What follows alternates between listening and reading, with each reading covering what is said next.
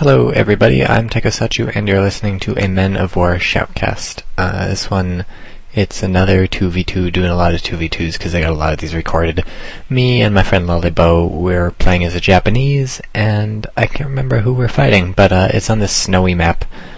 For some reason I don't see the snowy map played very often, but I like this map. I think it's a pretty good map. There's some weird stuff with some hills. I think the hills are a little overdone. They're too high and too steep and stuff, and they block too much of the map off. But other than that, it's a good map. It's got a nice little town in the center. It's got some more open areas on the left and right, and yeah.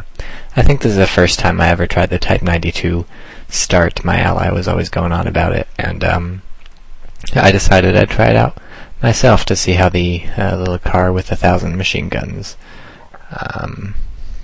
What am I typing? Some sort of joke about Iranians. Oh, everybody loves the Iranians, except perhaps the Iraqis. Although I guess the Iraqis are big on the Iranians now that Saddam is gone and the other people are in charge. Let's talk about Men of War instead. You can see the nice little particle engine. All this snow falling as we watch makes the map look very nice and pretty. And so there's really not a lot of cover on this point. Ooh, looks like my ally just lost his Type 92. Same thing as I bought to an AT rifle. Looks like we're fighting the British. So this part really does not have a lot of cover, this point right here. The closest stuff is some bushes. Like, it doesn't even have a lot of bushes. There are bushes at the outskirts and a little log pile you can hide behind. But mostly it's just got a smattering of trees, and trees aren't very good cover because the trunks really don't block a lot of stuff, and they tend to get blown up and fall on you, and then you get crushed and die. And frankly, trees aren't going to do it for you. But I seize the point anyways, because I figure I'd rather have a point with no cover than have an opponent with a point with no cover. But I'm sending a bazooka man over to hide in that bush, which is pretty much the best bush I can figure out to stick him in. I don't have a lot of bushes to choose from. Like I said, if I had bought riflemen instead of the Type 92 right off the bat, I'd definitely be laying some sandbags down in this point somewhere to get some ready-made cover, but I don't have riflemen. I have the little soldiers that come in the Type 92, so I'm using them instead. Someone just messaged me on Steam. He wants me to play Left 4 Dead, a game I do not own. I do not own Left 4 Dead. Okay, so what's going on back in the game? Trying to take this middle point. It's not really much of a city, it's more of a park, and it's tough to take the park, at least before stuff gets blown up. An enemy just AT rifled his own man, but instead, after doing that, he's going to AT rifle this poor little tank of my allies, which actually killed somebody, but that's a funny looking tank. Look at that, it's got stuff sticking all out of it, and it's tiny, and look at that, I'm typing funny looking tank. Wow, it's almost like I am me. I think alike. But he actually might repair the tread before the AT rifle punches through, because I guess the armor is strong enough, and maybe he killed the AT rifle dude. And so that's good news for him. But let's see, why am I not trying to take the middle? I guess I was just being patient, and it looks like it's going to work out because the opponent's moving forward, and there's really only two entrances on my side to the middle. There's that big gap in the fence and the smaller gap right under the building, and whoop, there it goes, AT rifle punch right through. So I don't want to just drive right in. That's just asking to get blown up by something that can blow you up. So I'm going to wait until I have some more support, and then I'm going to move in on the middle and see what I can do. But right now we're still winning. We have both sides of the map. I'm not even being pressured on the left. My opponent having very oddly gone to the middle. Oh, look at that. My ally bought the thing with flamethrowers. That is like the perfect urban combat vehicle. That has like 5 flamethrowers. He just drives it in. Yeah, look at that. Everything's on fire. This is being a little brazen.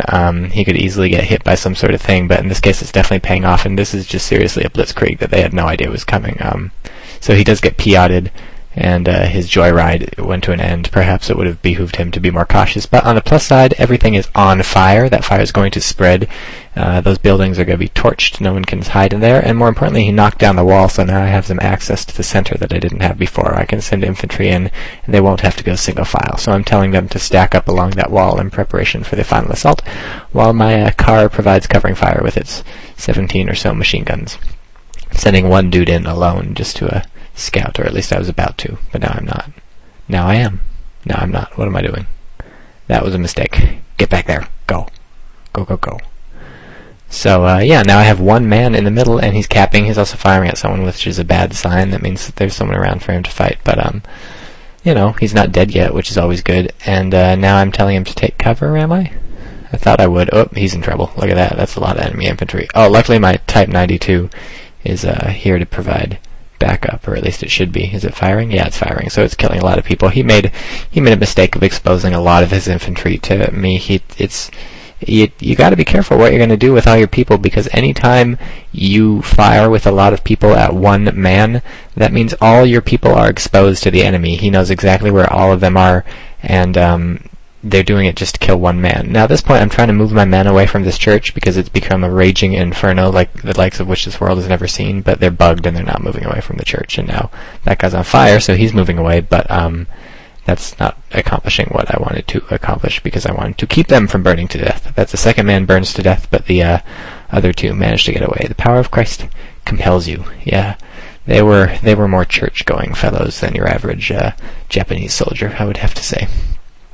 Christianity not being a very popular thing in Japan during World War II.